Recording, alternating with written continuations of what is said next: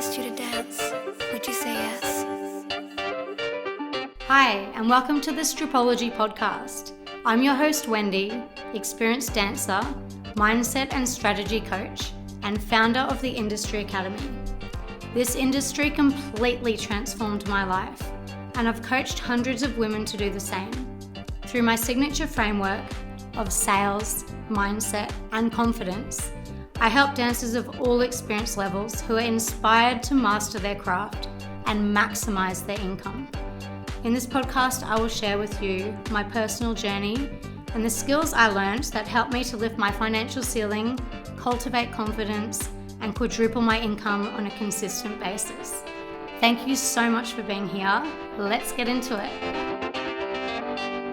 If I asked you to dance. Hi, welcome back to another episode of the Stripology podcast. Today, I have a beautiful friend of mine, Gabby.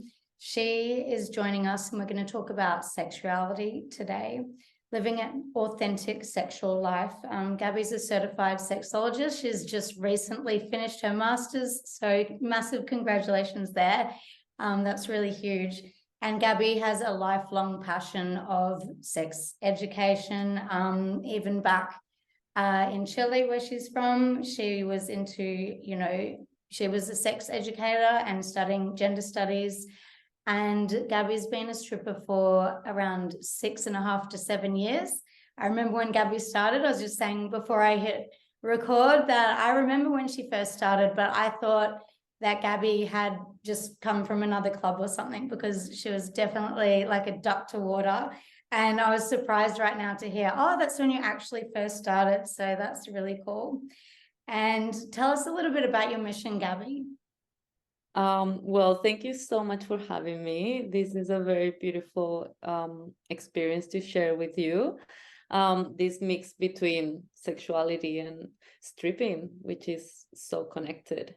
Well, you said mostly my story. I finished my master recently, and I have started doing like workshop for women and for people that wants to improve their sexual life from a positive approach, from a pleasure-based approach, but also rescuing all of the scientific knowledge that we have nowadays about it.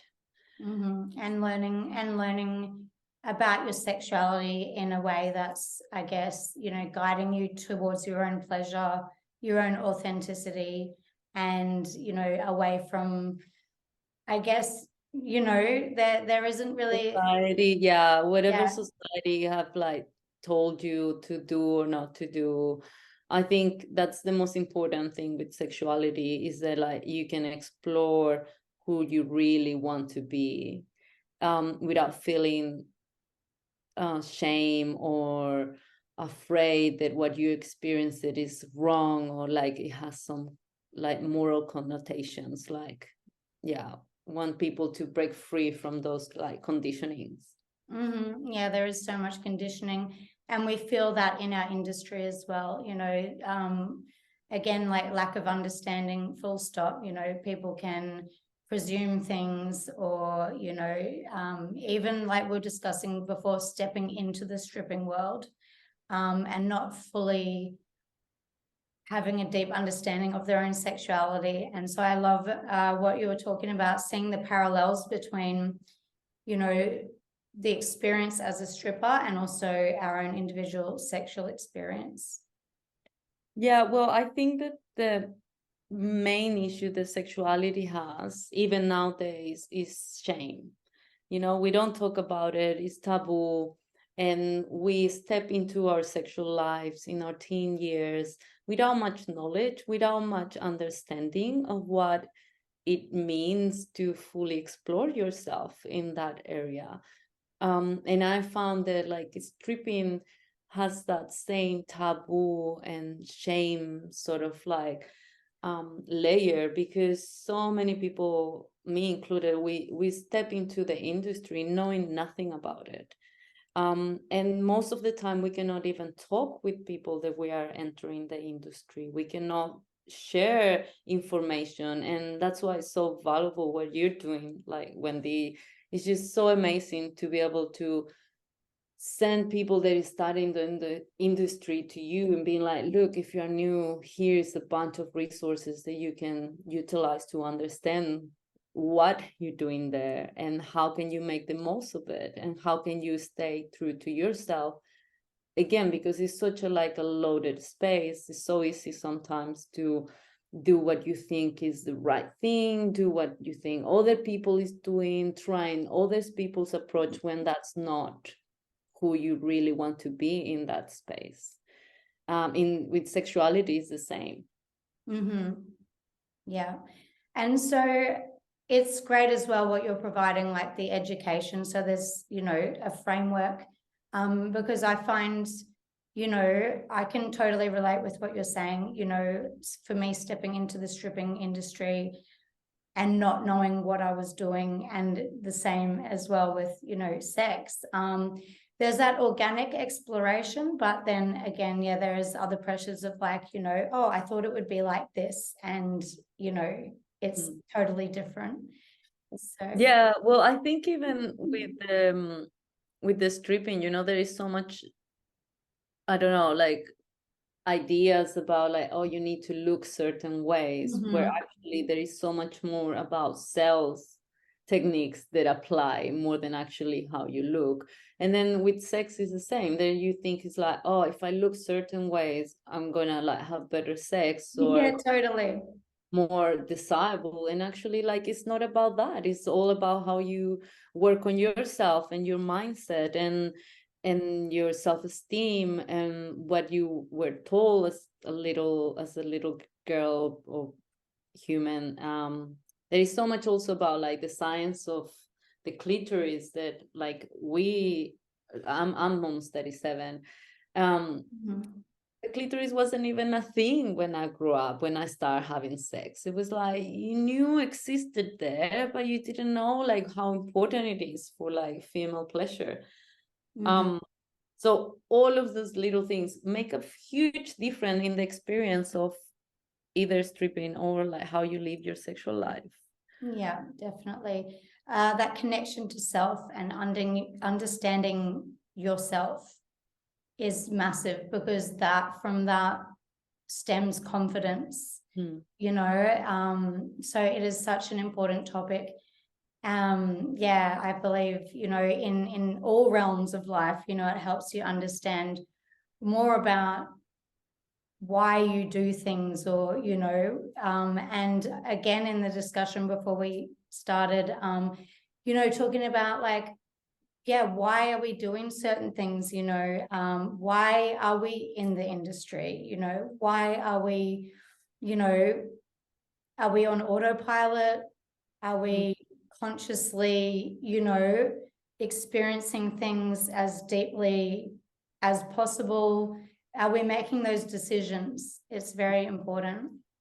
Yeah, I found like, well, confidence is magnetic, in general. So then when you know why you're there as well, you are able to serve better in the club, because you know what you can give to the other person and what you're receiving. It's very straightforward in the club, but in sexuality as well, like you are in one of like Esther Perel, she's like an amazing sex therapist and couples therapy. She always said that the sexual experience is one where you has to be fully selfish and also a full service, like that paradox between being like fully immersed of who you are, what you want, how do you want it, and at the same time being sharing that experience with another. So you never stop being selfish, like, and then that's the paradox as well that you need to manage in the club. I found a little bit like, how much do I want to receive? And then how much I'm willing to give, what I'm giving, what is my value in this exchange of energy. Totally. Yeah, I see it exactly like you just mentioned, 100%. And I think that customers sense that as well. They can really feel that, okay, this person's standing in their power, but they're also holding space for the Yeah. other. Yeah. Yeah. And I think that's kind of like the holy grail of when you reach that space in an intimate connection with someone that doesn't need to be penetrative sex, but it's intimate. It's beautiful, it's very powerful.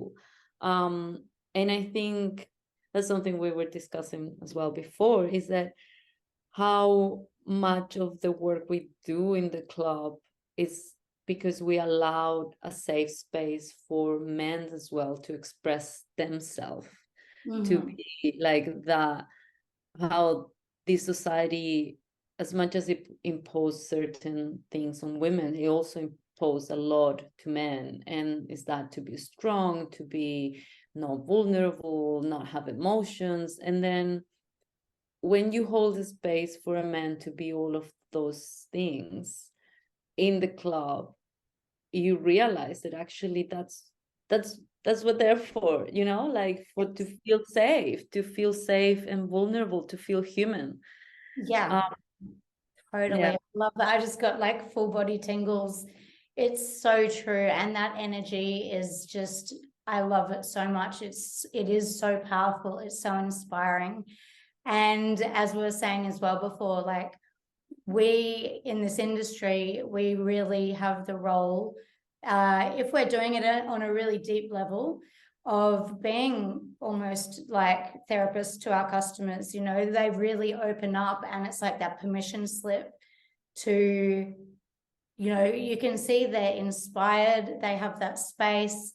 As we were saying before, the naked body, like we're showcasing, hey, I'm here, I'm being vulnerable.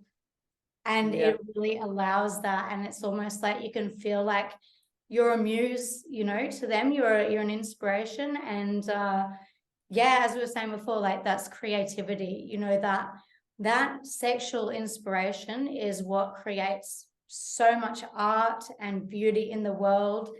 And as you were saying too, it is the seed of creativity. It's yeah. sex gives life. So yeah. It's very powerful and beautiful, but also can be very scary if you are not prepared.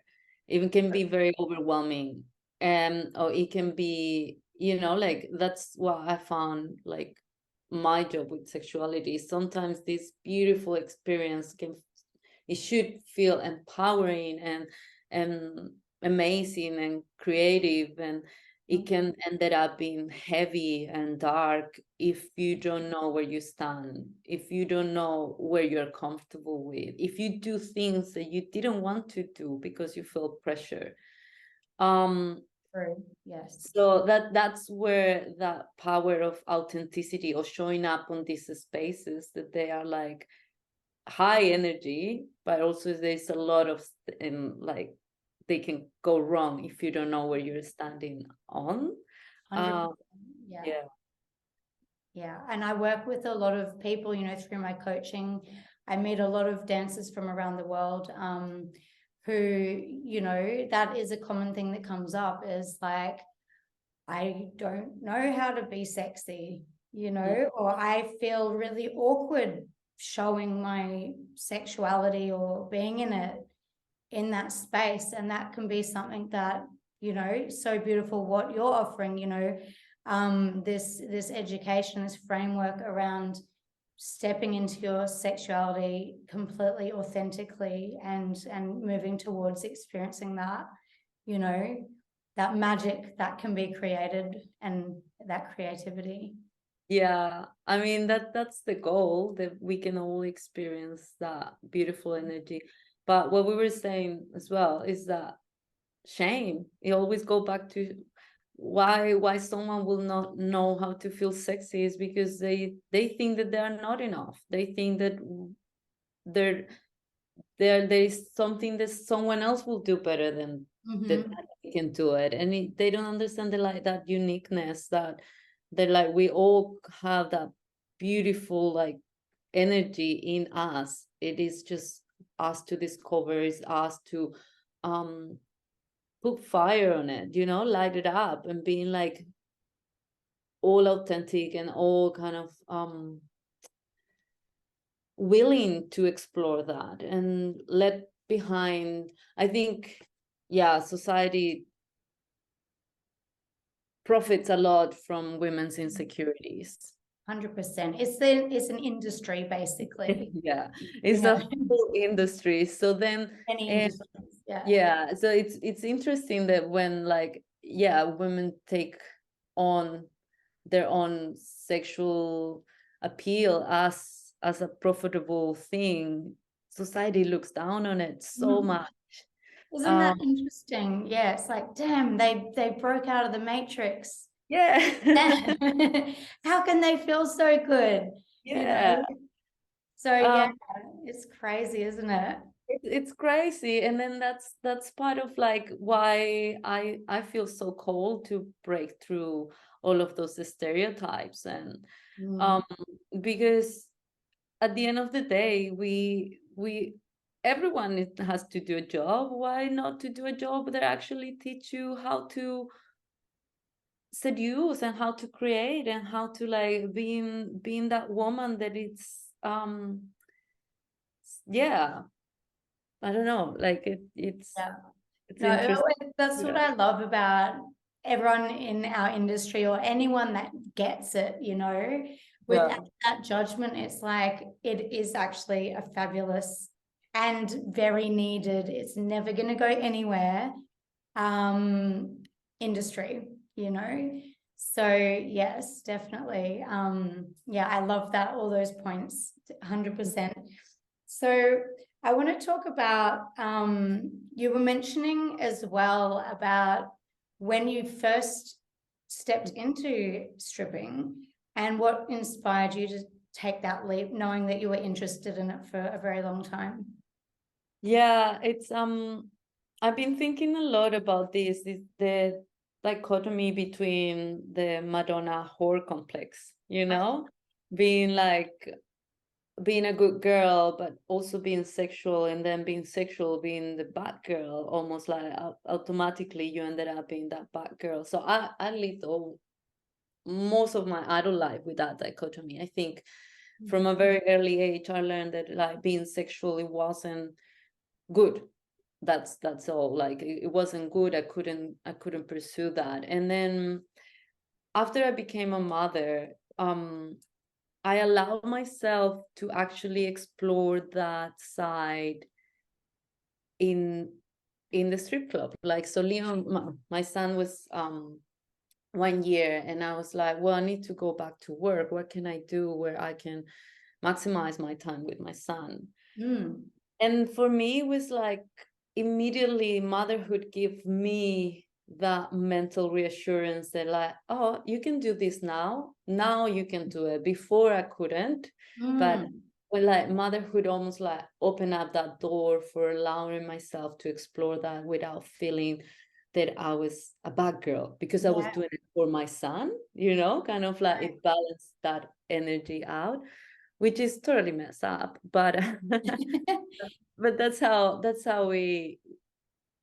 we are like conditioned from a very young age. And it has taken me, even in my role as a sex educator, I think is this conversation is so important for me, because I'm mixing both sides of me. I do so much sex education as a stripper, and I connect with so much of the I connect with the masculine energy. And now I found in my journey as a sexologist, I want to connect with the feminine energy and to give that power that I gain in the strip club to other women, so they can have it in their daily life, you know. And I think that's something that I am working at as we speak now. Yeah, I've found that as well. It's been so interesting, for me and with this business.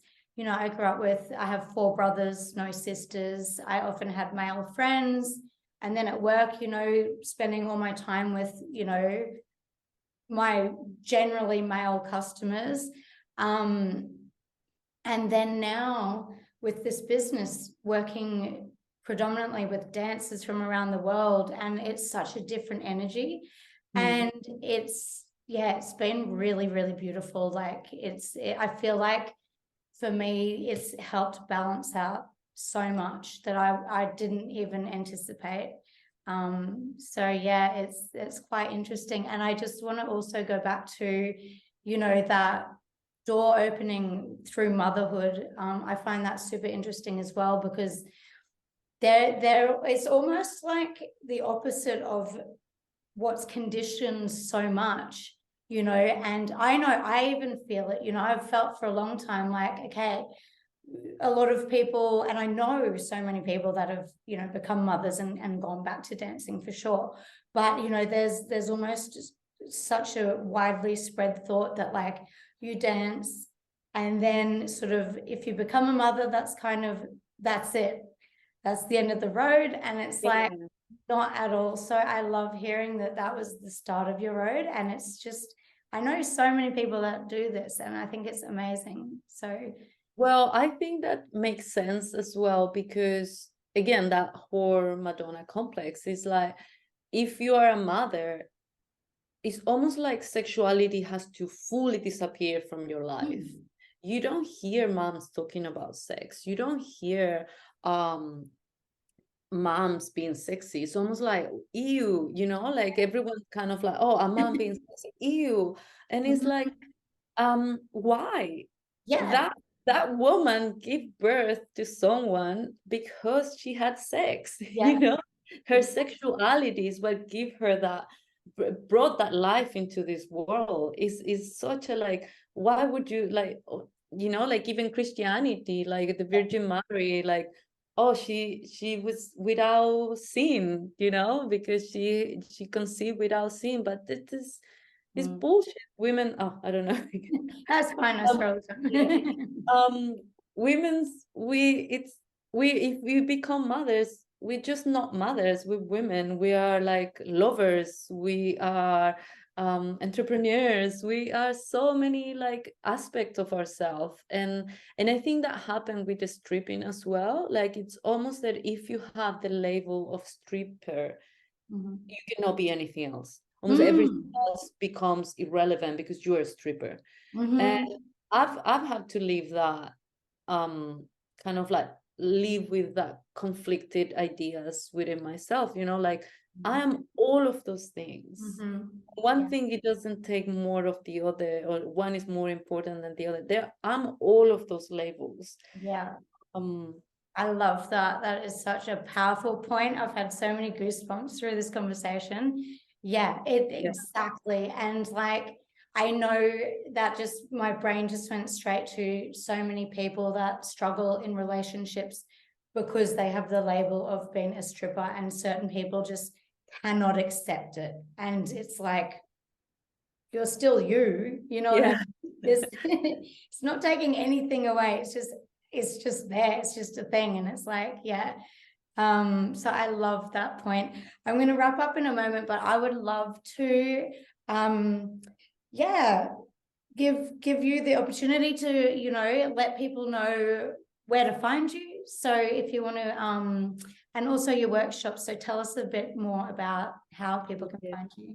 Yeah, well, I am Empowered Intimacy. That's my website.com.au. And my Instagram is empowered_intimacy_. I've been very shadow banned at the moment because I say a lot of sex, and I say clitoris, and I say all those things that the algorithm doesn't like it. Yeah. I feel that. Yeah, I've been doing workshops live here in Western Australia. But I'm thinking that I'm starting to get ready to put some content online, about sexuality and intimacy. I have a workshop coming up this Saturday about modern relationships and the transformations that have happened in the last 100 years in romantic love. Our grandparents didn't got married thinking about pleasure or thinking about self realization. So yeah, we will discuss that, monogamy, and a bunch of so exciting. So Sounds awesome. I Yeah. hope you have a beautiful day doing that. Yeah. So yeah, empowered intimacy. Thank you so much, Gabby. And Thank you so much, Wendy. It was such a pleasure. that was amazing. Yeah, I And love it. cool, very interesting. We sort of spoke a bit at the start and organically just saw where things went. But I think, yeah, so many amazing insights, and thank you so much for sharing. Oh, thank you, Wendy, for putting this work. It's beautiful. Awesome.